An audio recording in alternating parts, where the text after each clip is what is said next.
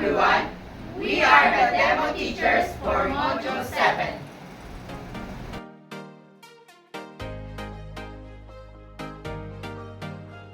So, good morning class. Today, before we proceed to our lesson, I am going to state our objectives for today. At the end of the lesson, the student should be able to A.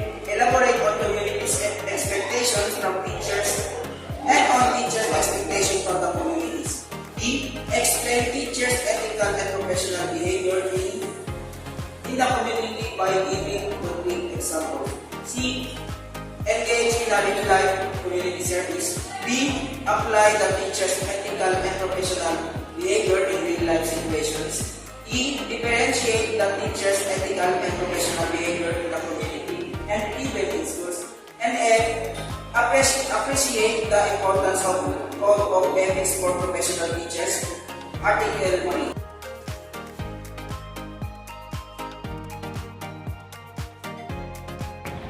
Good morning, class. So, bago natin sisimulan lahat ng activity natin or lesson natin for today or ang topic natin for today, tayo ay makakaroon muna ng energizer. Ang energizer natin for today is Simon Says. So, kung hindi nyo pa alam yung Simon Says, ganito ang gagawin kapag sa Simon Says. Kapag nagsabi ako ng Simon Says, tapos merong command. Kunwari, Simon says, touch your head. Gagawin nyo yon. Pero kapag hindi ako nag-command sa inyo na without saying Simon says, huwag nyo susundin yon. Okay, so dahil sa nandito man tayo, dahil video lang ito at hindi tayo face to face, ang gagawin nyo ngayon kapag nagkamali kayo, ang sasabihin nyo, kapag nagkamali kayo, ang gawin nyo lang, oh man, kapag nagkamali kayo. Okay, so, ang gagawin natin ngayon is, mag-warm up muna tayo ha. So, Simon says, raise your right hand. Okay, Simon says, bring down your right hand. Okay, now, raise your left hand. Kung sakali man na nakamali man kayo doon, ang gawin nyo is magsabi lang kayo ng oh man. Okay. Next naman is Simon says into your clapping position. Ganito ang gagawin natin. So, next naman is Simon says clap your hand. Clap. Simon says faster. Now, stop. Kung sakali man na nakamali man kayo doon, please sabihin nyo lang, oh man. Oh man! Okay, so Simon says, stand. Okay, Simon says, tapusin na natin ang energizer natin. No. Simon says, stand straight. Simon says, let's end this energizer now. Okay, so thank you. So let's proceed now to our ano ba yung susunod? So guys, let's start now our lesson.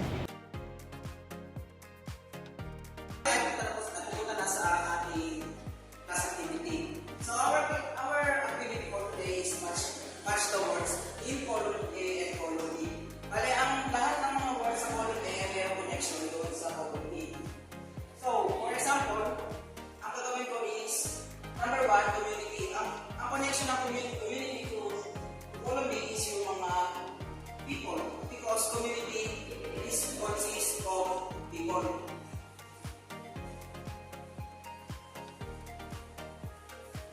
So now, punta na tayo sa number 2. Number 2 is school. What do you think na ano nasa isip nyo kung ano yung connection ng school sa column B? Sir. Yes, Miss B.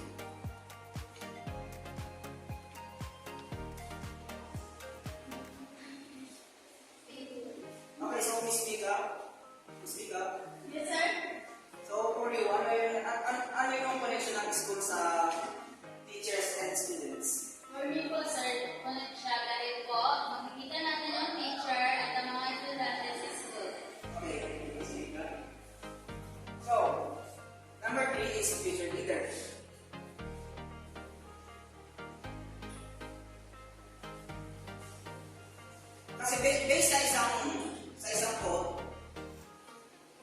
teachers today are our leaders tomorrow. Because ngayon panahon pa lang, meron tayong mga learners na parang magiging leader natin. So now, let's proceed to number 4. Number 4 is professional teacher. The connection of professional teacher to code of ethics is because of the ito yung rules na that the teacher must apply to themselves. Bali, yung tawag niya is code of ethics for professional teacher. Okay, so let's proceed to number 5. Who wants to answer?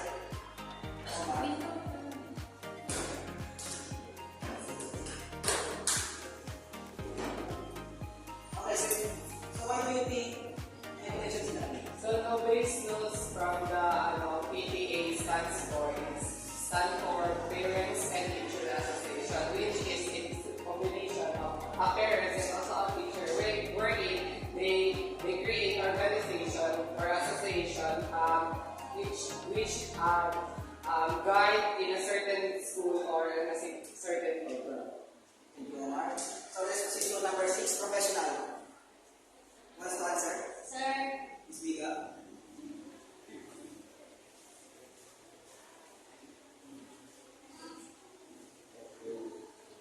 How do you think it's excellent?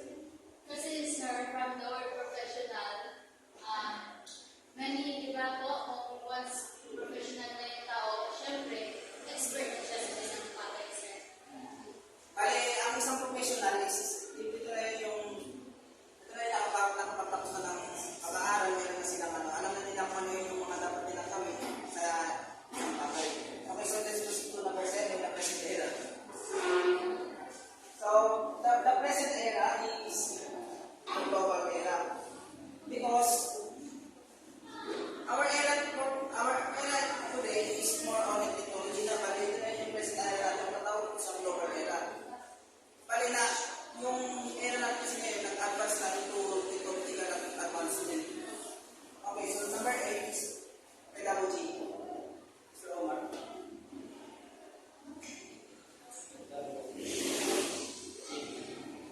Okay, so why do you think it's So the pedagogy has to do with teaching. No?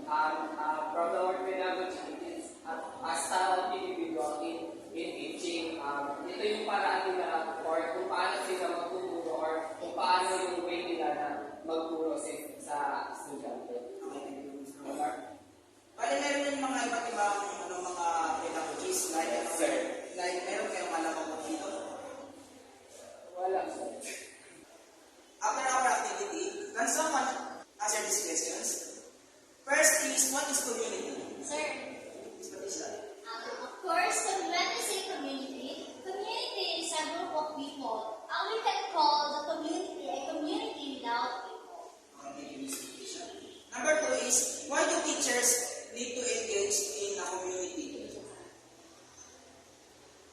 Mr. Yeng? Can you repeat the question, sir? So my question is, why do teachers need to engage in a community? Well, for me, teacher need to engage in the community because they must helping each other so that they will going to have a positive outcome or they have some projects to be done and like for example in the PTA, teachers and their parents sharing their thought or discussing something so that projects or something a plan could be have a positive outcome. Thank you so much. So number 3, do you guys have what will be our lesson for today? Sir, Please. surveys and discussion. I think it's professional, like teachers, professional education. Okay, thank you, Ms. Patricia.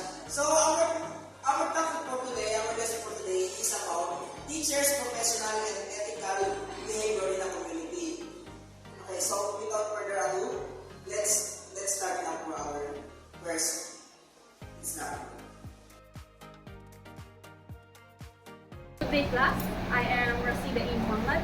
I will be your first teacher for this day, and I will be discussing the code of ethics and teacher as a facilitator. So let's start.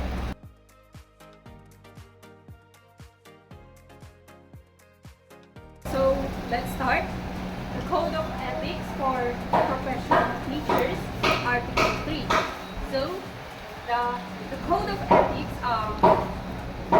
it is a set of guidelines wherein governs the behavior and the conduct of educators. The Code of Ethics also ensure that the teacher should maintain high standard of ethical conduct in their profession. So let's proceed to teacher as a facilitator.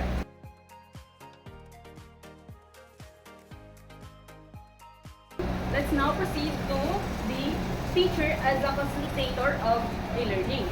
So, teacher is considered the most important factor in nation building. Why do you think, class? Yes, because teacher is considered as the most important factor in nation building because they educate and shape the future generations. And also, if you are a teacher, you should also able to understand and concentrate in the 4 pillars of education. So these are the learning to live, learning to know, and learning to be.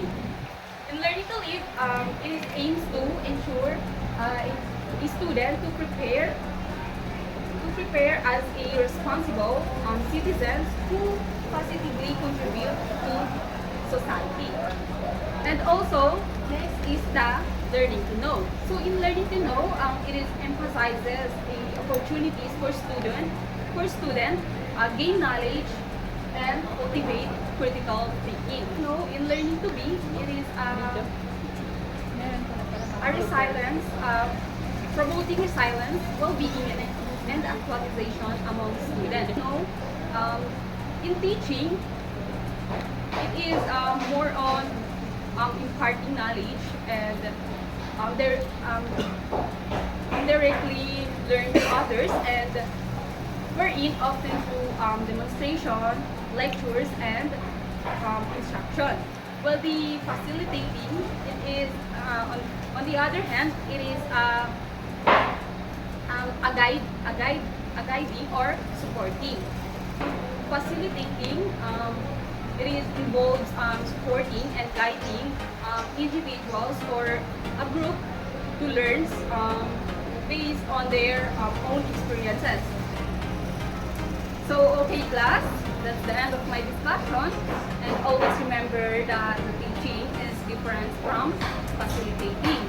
So, I hope you learned something new today. And wait for your next teacher. Thank you.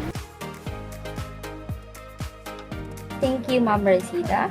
So before I'll proceed to my topic, let me first introduce myself.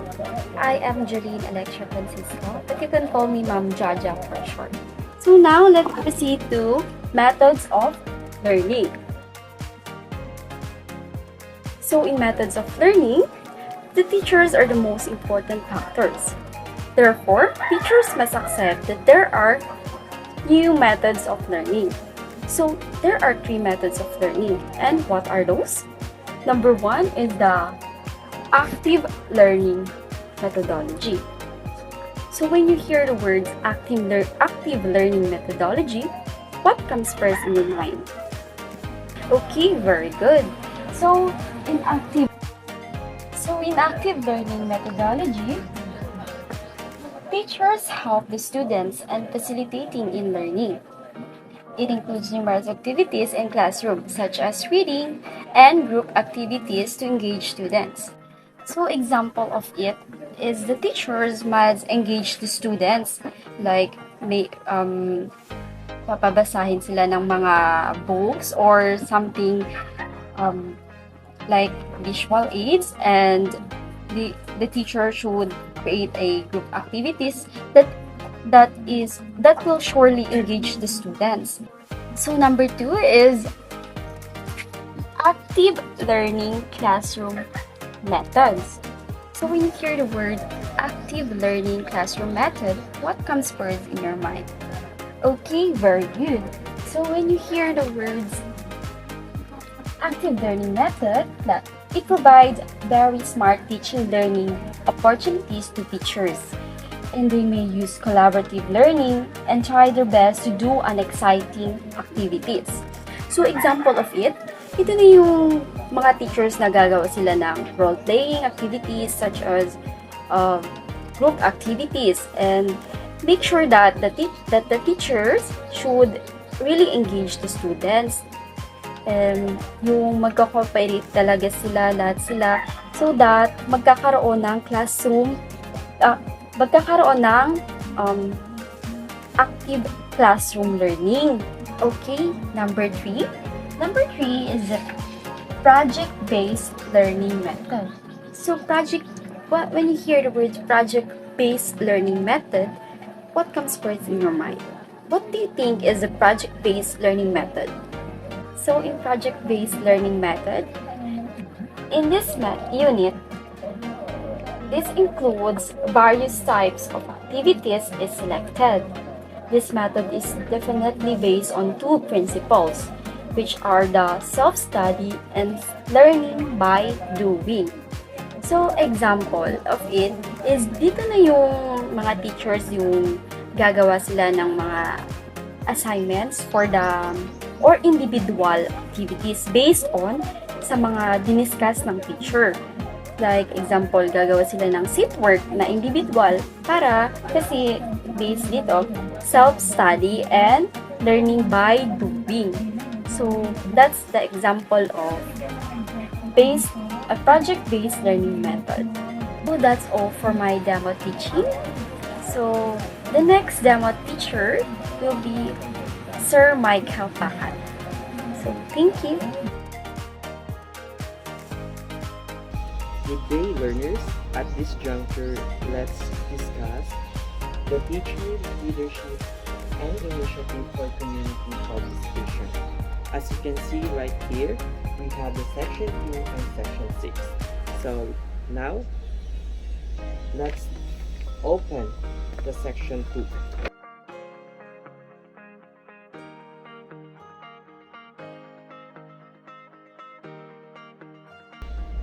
Okay, learners, let me first read what is said to be in section 2.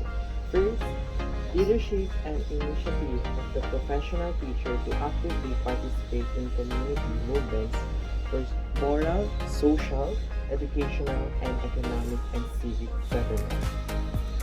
As you can see right here, leadership and initiative, it is meaning you are working with the community. This is the testament that teacher is responsible to their profession. Remember that teacher can be anything. Teacher can be a career leader, a financial advisor, a nurse, and even a doctor, and so on and so forth. As a professional teacher, you definitely not to live in an ivory tower, meaning you are not supposed to be removed nor separate in the community of life. As a professional teacher, you are expected to be the role and to be the role of others. Clear? Okay. So now, let's open the section 6.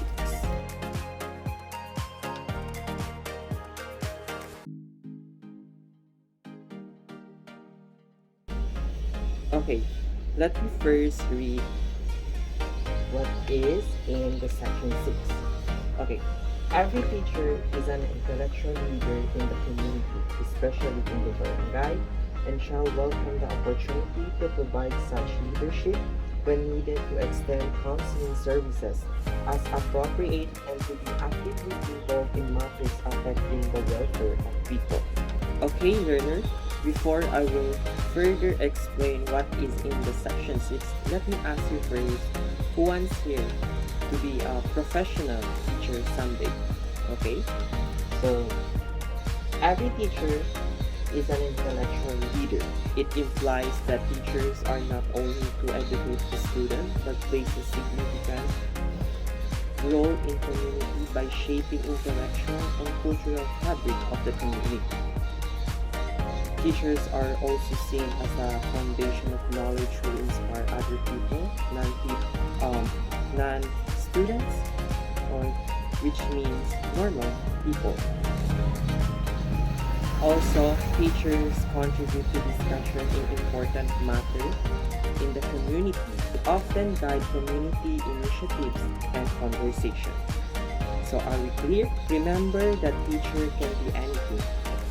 Teacher can be a prayer leader, as what I've said earlier, a doctor, a nurse.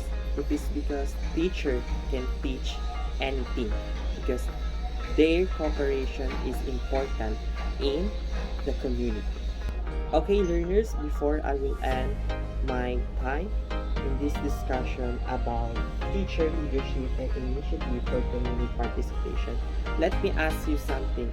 Did you understand? Okay, that's right.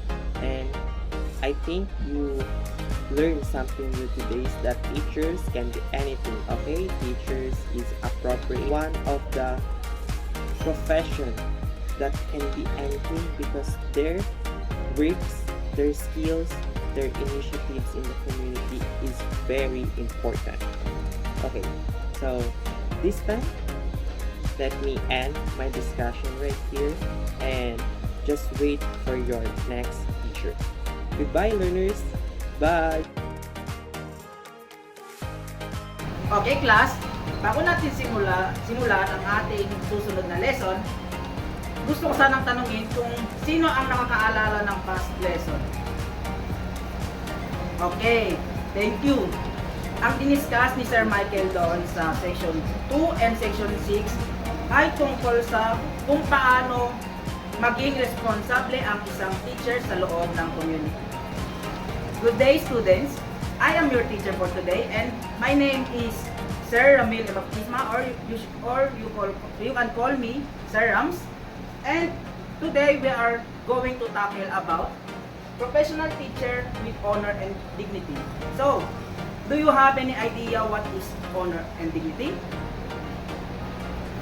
Honor and dignity is something that the teacher really needs to apply themselves.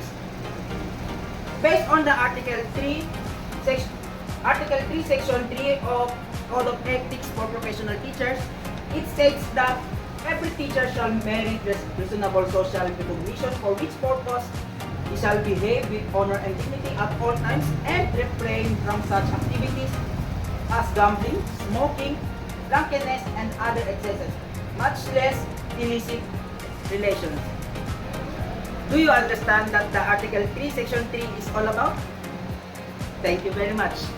So, kaming mga teacher, kailangan namin na mag-act ng mabuti at kailangan namin maging role model para po sa inyo. Kasi kaming mga teacher, kailangan namin naturuan kayo kung what is, ano yung pinakaiba ng between good and bad behaviors. So, sabi nga sa article na bawat teacher ay kailangan magkaroon ng mga reasonable social recognition, for which purpose he shall behave with honor and dignity at all times and refrain from such activities as gambling, smoking, drunkenness, and other excesses. Ibig sabihin po nun na kami mga teacher, dapat namin iwasan ang mga bagay na ikakasama namin. Kasi kapag ginawa namin ang mga masasamang gawain, mga vices, ang ibig sabihin nun ay hindi namin kayang turuan ng mga kayong mga estudyante. For example, meron akong isang estudyante na nakita ko naninigarilyo, then sinaway ko ang estudyante na yon. Then yung student na yon, nagtokmak siya sa akin, sinabi niya sa akin na, paano? Bakit nyo kami pinagbabawalan magsigarilyo? Eh kung kayo nga, ginagawa nyo nga din yun. Yun, yung bagay na yun, kailangan natin iwasan yung mga ganong bagay, kasi sabi ko nga na tayo ay role model. Huwag natin ipapakita sa mga estudyante na tayo ay irresponsibleng teacher. Kailangan natin na meron tayong work ethics. Kailangan natin na mag-act bilang teacher, hindi lang isang mamamayan dito sa mundo to. Kasi nga ang teacher ay isa sa pinaka-importanteng profession dito sa ating lipunan. Alam niyo ba, students, na ang teacher ay merong rules na bawal makipagrelasyon sa kanyang student. Dahil ito ay posibleng na pwede itong maging istorbo sa career ng teacher and sa students. Okay, so now let's move to the quotation. The quotation states that the influence of a good teacher can never be erased, but the influence of dishonorable teacher is lasting. Ang ibig sabihin nun, na kahit balik-balik rin ang mundo, na ang isang teacher ay nang i-influence talaga yan ng isang student. Ako din ay may hinahangaan din na teacher na iniisip ko na sana maging ganun din ako tulad niya. Na maging isang magaling na teacher, umiiwas sa mga bisyo at nakakapag-influence din ng mga students. Okay, bago natin tapusin ang ating lesson, maaari ko bang malaman kung sino ang mga estudyante na nais maging guro balang araw? Very good! Marami! Very good! Palakpakan ang ating mga sarili. Kung kayo ay gusto maging guro, dapat sumunod kayo sa kailangan na ang isang professional teacher ay kailangan magkaroon ng honor and dignity. At kailangan natin umiwas sa mga masasamang bagay katulad ng gambling, ng smoking, drunkenness, at lalong-lalo na ang illicit relations. Okay class, meron pa ba kayong mga tanong? Kung wala na, be ready with your next teacher. Yun lang po. Thank you. Good afternoon, class. So, okay, I am your teacher for this afternoon. I am Teacher Jaylene, so you can call me Teacher Jay. Okay? Okay, before we proceed to our discussion, I have rules. We call it LAPS. LAPS. So, L, you need to listen to your teacher. A, you need to answer if I will ask you questions. Okay? P, you need to participate. So, you need to actively participate in our discussion and activities. S, you need to be silent. Okay? Do you understand? By the way, we need to respect each one's opinion. Okay? Okay. Okay, teacher Rami will discuss about Article 3, Section 3. And someone recall that one? Okay, very good. So, Article 3, Section 3 states that teacher must behave in honor and dignity and refrain from smoking, gambling, and illicit relations.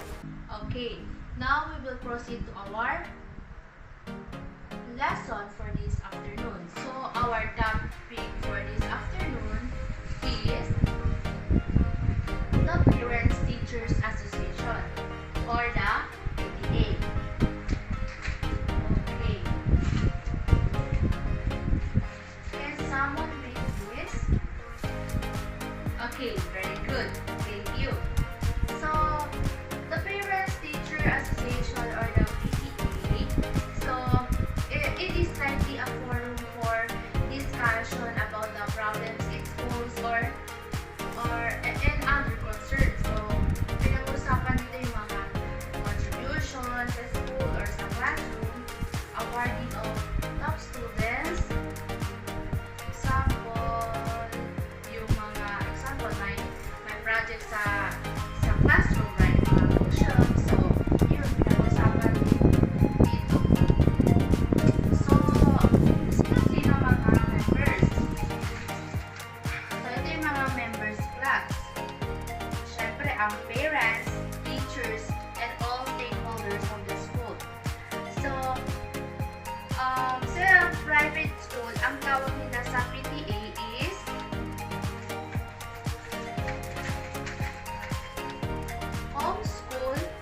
Homeschool Association or the Family Advisory Council. Okay, did you understand what is the PTA? Okay, very good. Do you have any questions? Okay.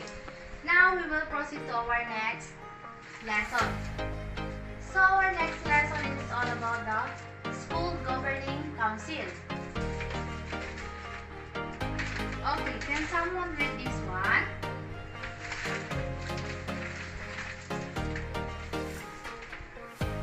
Okay, very good.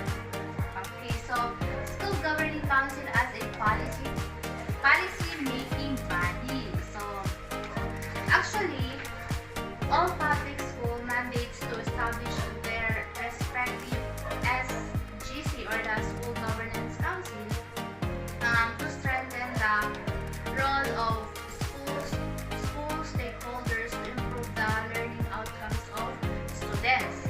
And actually, it is an opportunity for the development of a partnership between the school and the community to improve the learning and the well-being of students. Okay. The School Governing Council is the development and implementation, monitoring, and evaluation of the SIP or the School Implementation Plan. So meaning of this, the School Governance Council, the focus of this is to improve the learning outcomes of the students. Okay.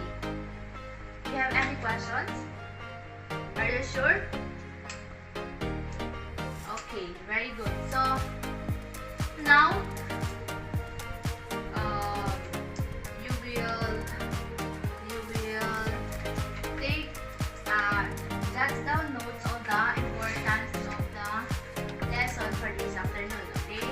Because at the end of the lesson, we will have a quiz.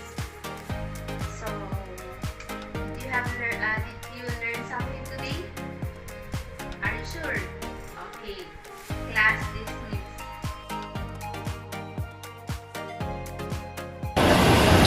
Good day everyone, I'm your teacher for today, Teacher Nathaniel.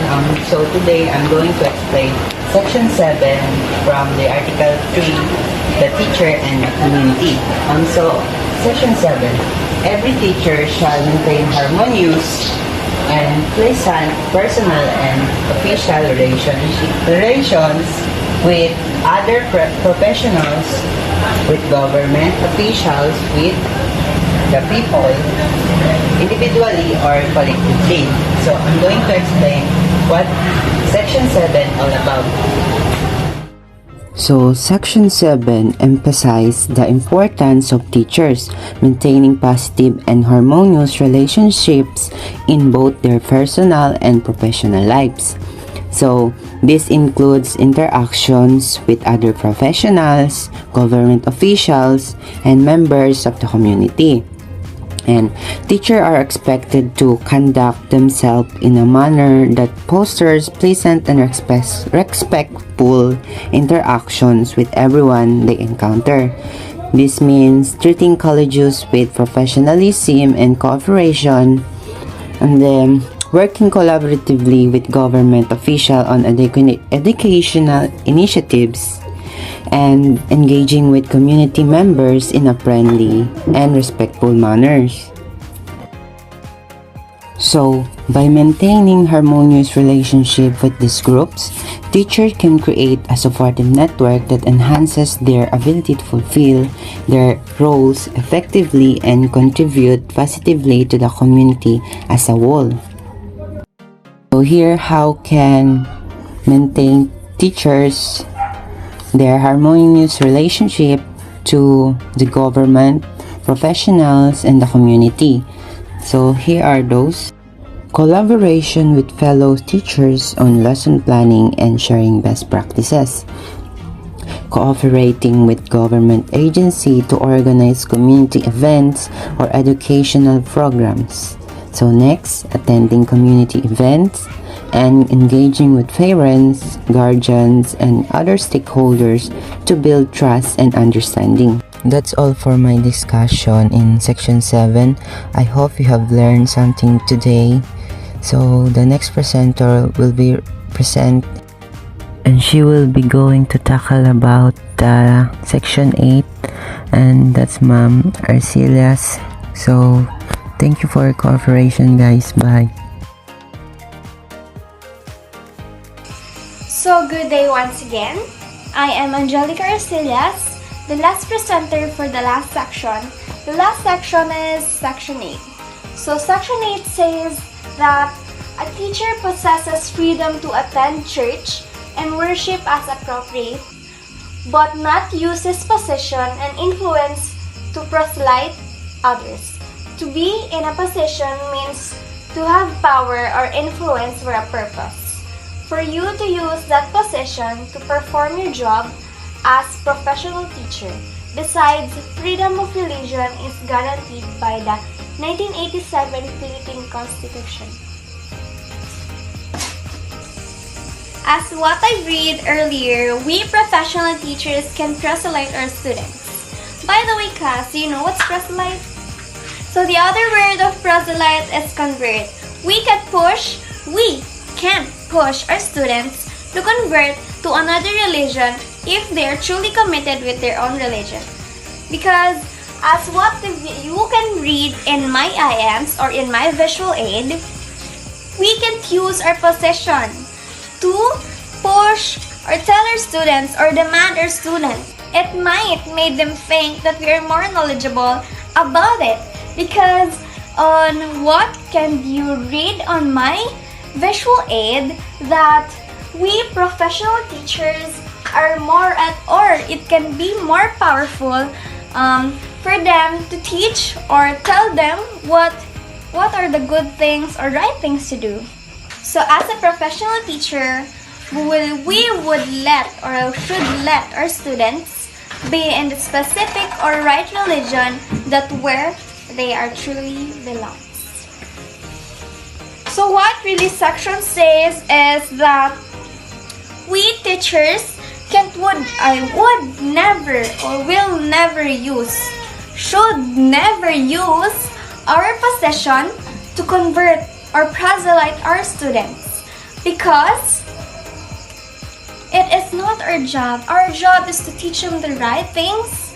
Our job is to lead them to the right way, right path.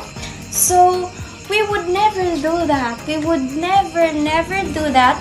Teach them the wrong things. It can be one of the wrong things. You are going to teach them the wrong things. You are leading them to the things or to the religion that they are. Hindi naman sa hindi sila belong, but they are not in that specific, or should I say, hindi yun yung religion na ano talaga sila. So, in my opinion, if one day I've become the professional teacher, I would never do that to my students. Because I know, me and myself, that I have no right. I have the power. I have the power to teach them the right things. I have the power to lead them in the right path. As what I've said earlier, I have the power to lead them to the right path. So I will never use my position to let them convert in my religion. Because it's not my job. My job here is to teach them the right things. So that's it, everyone. Me and my Kadama teachers hope that you've learned something from us today. Thank you for your participation and attendance, everyone.